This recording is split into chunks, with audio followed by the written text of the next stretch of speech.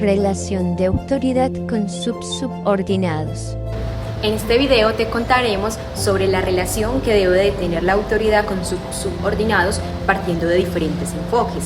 El primero, una defensa de la autoridad estricta. El segundo, una defensa de la autoridad flexible.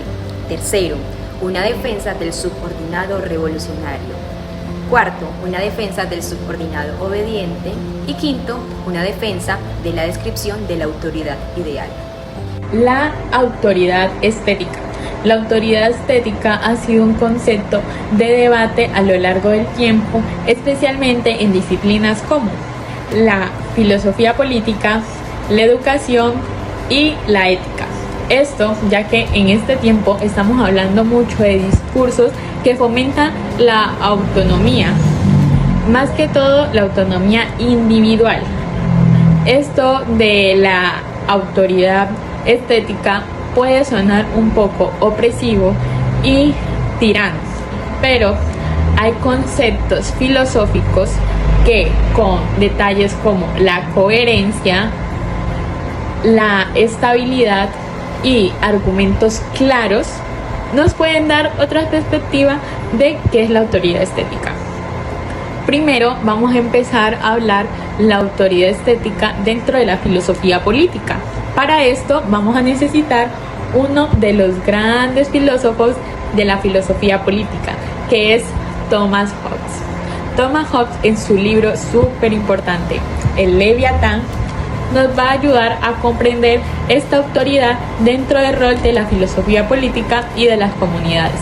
Hobbes primeramente nos habla sobre un estado de naturaleza que nos encontramos, esto como una teoría previa, es decir, como una hipótesis.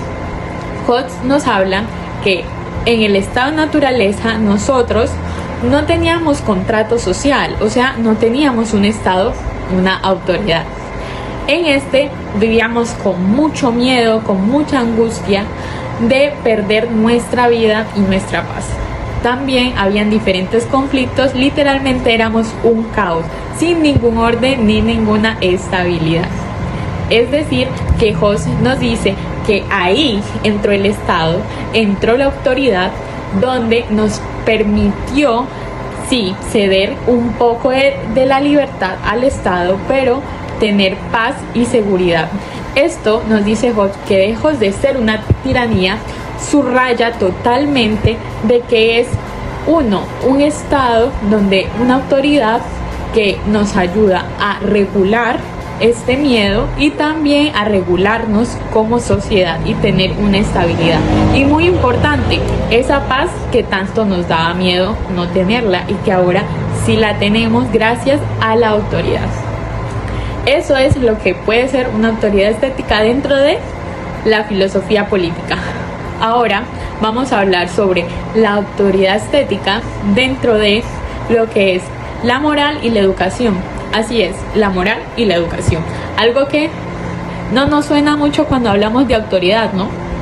Pues sí, Kant, este filósofo tan importante, Immanuel Kant, nos enseña en su libro La Pedagogía que la autoridad es fundamental para la moral, pues con la autoridad firme, pero no ciega, el ser nos ayuda, el ser humano necesita y nos ayuda a la autoridad tener un control y llegar a esa moral.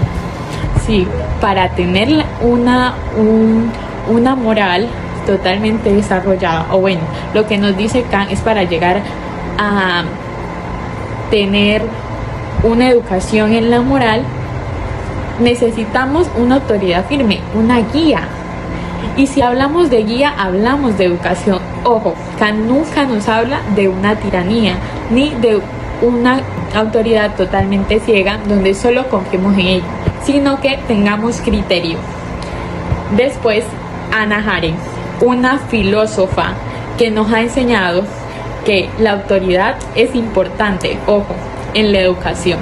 Sí, señor, en la educación, la autoridad en la educación y la autoridad estética nos ayuda a nosotros como mayores o como docentes, como profesionales, como sociedad, ayudar a los niños y cuidar al mundo, sí, para que los niños tengan una buena guía y realmente puedan comprender lo que es el mundo, debe haber una autoridad firme, una autoridad que no se doblegue, que no se lleve por conceptos que no sean aptos para cuidar a este mundo y a los niños.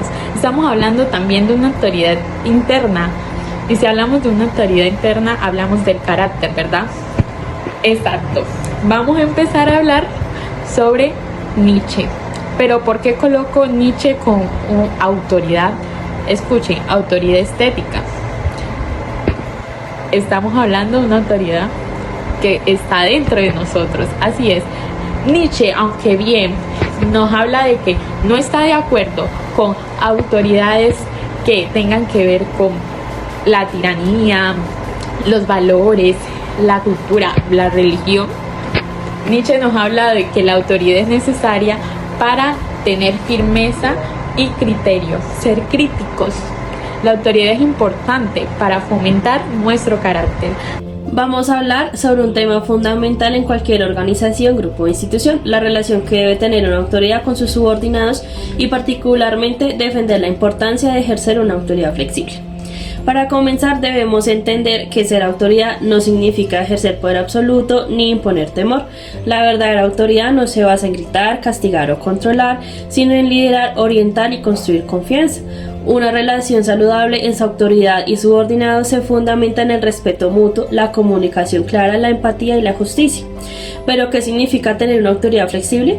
Significa que el líder o la persona que está al frente no se encierra en reglas inflexibles ni en una postura autoritaria, sino que es capaz de adaptarse a diferentes situaciones, escuchar a su equipo, valorar sus ideas y tomar decisiones considerando las circunstancias de las personas.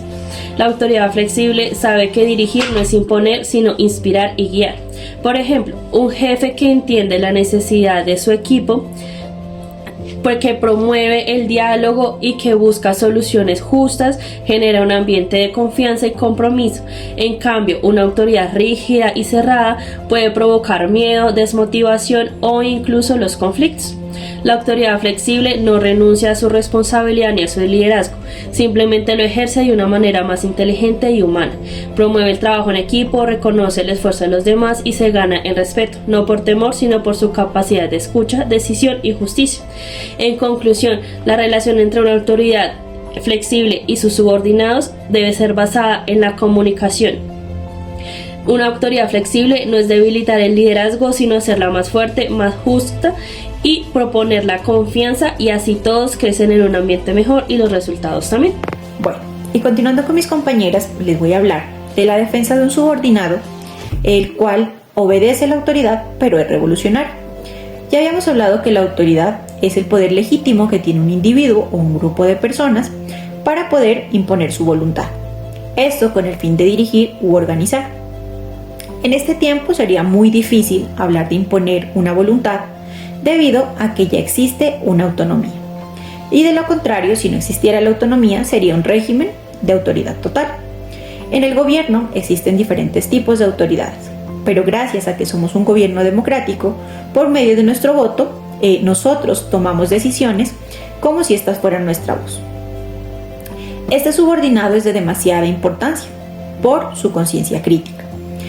Vamos a citar al autor del libro La autoridad como necesidad, que es Friedrich Engels, en el cual nos habla que la autoridad no es inherente, sino al contrario, se basa en que se construye de manera social, y también de la necesidad de proteger los derechos de los subordinados. Vamos a hablar que este subordinado es demasiado importante porque él es demasiado creyente, leal y obediente a sus ideales. Vamos a citar la Revolución Francesa y la Revolución Rusa, dos de las revoluciones en las cuales estos subordinados, por ser leales y obedientes, fueron los que llevaron a cabo el éxito de esta acción colectiva, llevándolos a ganar en su pensamiento ideológico. También podemos hablar de este subordinado de una manera cuidadosa, como en el momento en cuando ellos tienen una obediencia ciega, como lo fue en la época del Holocausto. En esta época ellos no cuestionaron a la autoridad que tenían, sino al contrario, solo obedecían. Esto que llevó llevó a que ellos permitieran actos injustos y a que se hiciera abuso de poder. Es por eso que ellos deben cuidar el tipo de ideales y tener siempre esa conciencia crítica. Este subordinado siempre está cuestionando. Ellos siempre están buscando que todo sea bien. Ellos no se van en contra de la autoridad. Al contrario, ellos buscan que esta autoridad siempre sea justa, siempre sea equitativa, que siempre se piense en todos de la misma manera. Buscan una equidad social. Este tipo de subordinado se lo ha tomado como un subordinado pasivo, pero al contrario, debería tenerse mucho cuidado, ya que como pudimos ver, este tipo de subordinados tienen la potestad, debido a su lealtad y a su obediencia, de poder lograr cambios de contextos con su revolución. Estos subordinados también dependen de sus líderes, ya que ellos son los que les ayudan a guiar sus ideales. Pero si un líder se llegara a desfasar de esos ideales que ellos están defendiendo, pasarían a ser tiranías y ellos dejarían de ser un subordinado revolucionario. Hablaremos sobre la defensa del subordinado obediente. Desde la filosofía veremos cómo la obediencia no siempre significa sumisión ciega, es decir, que somos débiles, sino que puede representar una actitud razonable, ética y necesaria para vivir como sociedad, ¿sí? Tenemos entonces primero la obediencia como virtud moral, de la cual nos habla Santo Tomás de Aquino. ¿Qué nos dice Santo Tomás? Santo Tomás veía la obediencia como una virtud, ¿sí? Más que una sumisión. Él defendía que obedecer a una autoridad legítima es participar en el orden divino y natural de un Estado o de cualquier cosa. El subordinado obediente entonces es el que coopera para el bien común y actúa desde el respeto y el orden establecido, ¿sí? Tenemos como segunda instancia la obediencia como base del contrato social, de la cual nos hablas Hobbes y Rousseau. ¿Qué nos dice Hobbes de esta obediencia? Nos dice que el soberano es quien evita el caos, ¿sí? Cuando obedecemos. Y en su obra Leviatán, el subordinado obedece porque prefiere la paz que la guerra, es decir, estamos aportando a un orden.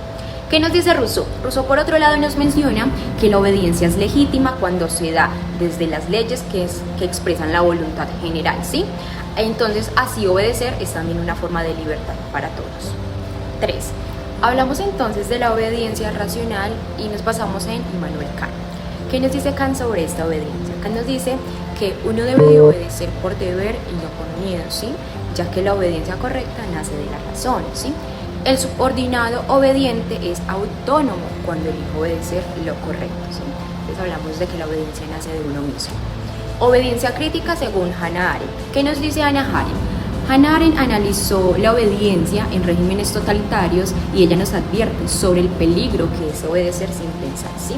Sin embargo, reconoce que la obediencia es necesaria cuando va acompañada de un juicio crítico y conciencia moral. ¿Qué concluimos de la obediencia del subordinado, ¿sí? El subordinado obediente, que desde la filosofía el subordinado obediente puede ser defendido cuando respeta una autoridad legítima, cuando contribuye al orden y al bien común, cuando obedece por deber racional y no por miedo, y cuando mantiene su conciencia y sentido crítico.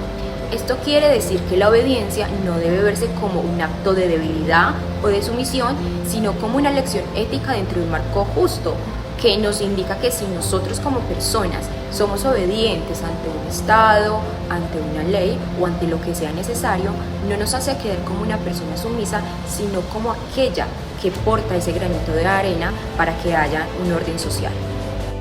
Hola, buenas tardes compañeros, mi nombre es Abril y yo les voy a explicar lo que sería la defensa en autoridad ideal. Y bueno, quiero empezar desenglosando un poquito estos conceptos. Sabemos que defensa es como un argumento para justificar algo, y cuando nos referimos a autoridad ideal es cómo debería ser una autoridad justa o perfecta. Bueno, básicamente esto es importante porque justifica cómo debería ser una autoridad legítima dentro del sistema legal de la sociedad. Bueno, algo importante que decir que tenemos que tener en cuenta es que no toda autoridad tiene poder solamente por ser autoridad, como por ejemplo el juez, el presidente, el Congreso. No, debe cumplir como con ciertos regímenes o con ciertas como características para considerarse ideal. Bueno, ahora brevemente les voy a explicar cómo debería ser. Esta debe respetar a la ley, es decir, no puede hacer lo que ella desea, como dije anteriormente. Respecto pues a los derechos humanos, no puede abusar del poder, debe ser justa y razonable, porque la base de esto es que sea ética, que tenga los valores morales. Esta es como la principal característica. Debe rendir cuentas, es decir, si comete un error debe cumplir y debe pagar. Básicamente debe como rendir cuentas en caso de que se cometa algún abuso, algún error. Otra característica bastante importante es que debe ser elegida democráticamente por el bien común. Esta también debe pensar en el beneficio de las personas y no en su propio beneficio.